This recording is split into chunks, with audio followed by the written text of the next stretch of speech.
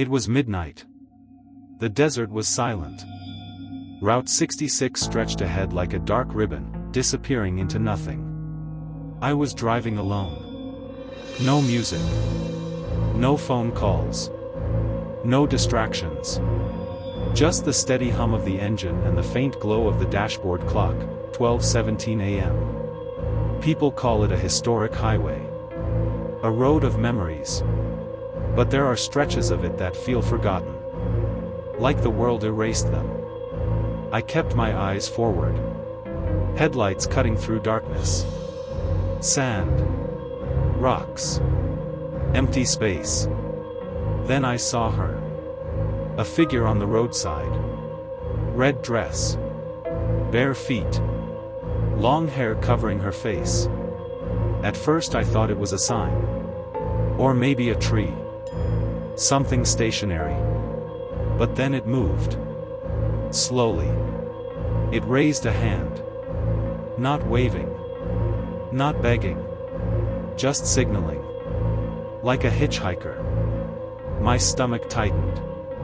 Every horror story I'd ever heard about lonely roads flashed in my mind. Don't stop. Never stop. I should have listened. But I slowed down. I don't know why. Curiosity?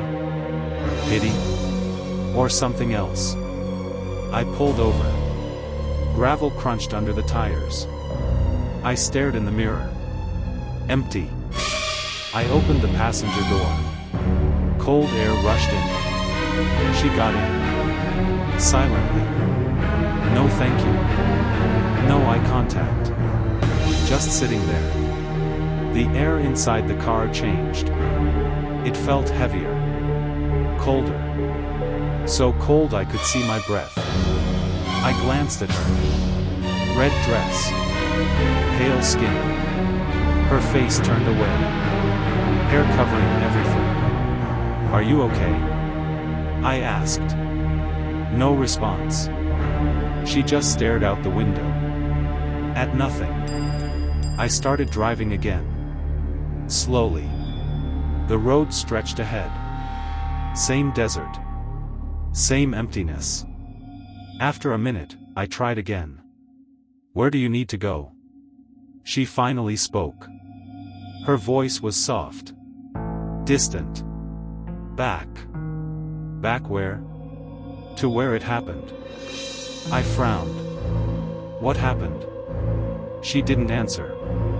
Instead, she turned her head slightly. Enough that I could see part of her face. I wish I hadn't. The skin was burned. Old scars. Dark patches. Like she had survived a fire. I swallowed hard. Maybe I imagined it. Maybe it was the light. I looked in the rearview mirror. She wasn't there. The engine died. Just like that. No sputter. No warning. Silence. The headlights flickered. Then went out. Total darkness. Only the faint glow of the dashboard. I cursed and turned the key. Nothing. Again. Nothing. Panic crept in. I opened the door and stepped outside. The desert night wrapped around me. Cold. Too cold. I turned back to the car. It was fine. No fire. No damage. The passenger seat was empty. But something was on it. A small object. A locket. Old. Silver. I picked it up. It was warm. Inside was a photo. A young woman. Smiling. Red dress. On the back, a name. Emily, 1972. My hands shook. This couldn't be real. It didn't make sense. I looked around. Empty desert. No houses. No people. Just me. And the locket. I shoved it in my pocket and got back in the car. The engine started. Like nothing had happened. I exhaled. Maybe I imagined it. Maybe I was tired. I kept driving. Minutes passed. Then the radio turned on.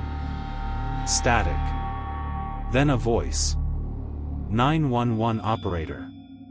911, what is your emergency? I stared at the radio. What? I hadn't called anyone. The voice continued. Sir? Are you in danger? I reached for the dial. Before I could touch it, my own voice answered. No, she's here. I went cold. That wasn't me. I hadn't spoken. The operator responded. Who is with you? My voice again. The girl. I slammed the radio off. Heart pounding. This was impossible. I was alone. I checked the mirrors. Empty. I checked the passenger seat. Empty. But the air felt heavy. Like someone was watching. I drove faster. Get out of here. Just get out. The road blurred. Minutes or hours passed. I don't know. Then I saw it. A motel. Old. Abandoned. The sign barely lit. I didn't plan to stop.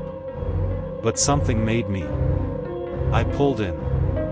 Stepped out. The door hung crooked.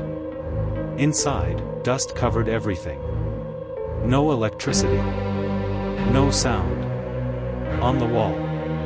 A newspaper clipping. Fatal crash on Route 66, young woman burned alive. My breath stopped. The picture. It was her. Emily. Same red dress. Same face. Same eye. Back to the car. I fumbled with the keys. They slipped. I grabbed them. Shoved them in. Turned. The engine roared to life. I drove. Fast. Too fast. I didn't look back. I didn't want to. The radio crackled. 911 again. Sir, are you still there? I ignored it. Sir? Then. My voice. No. I can't leave. I slammed the radio off. Tears blurred my vision. This was a nightmare. It had to be. I glanced at the passenger seat. I shouldn't have. She was there.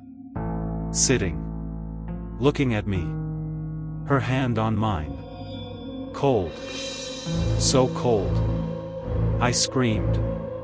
Let go of the wheel. The car swerved.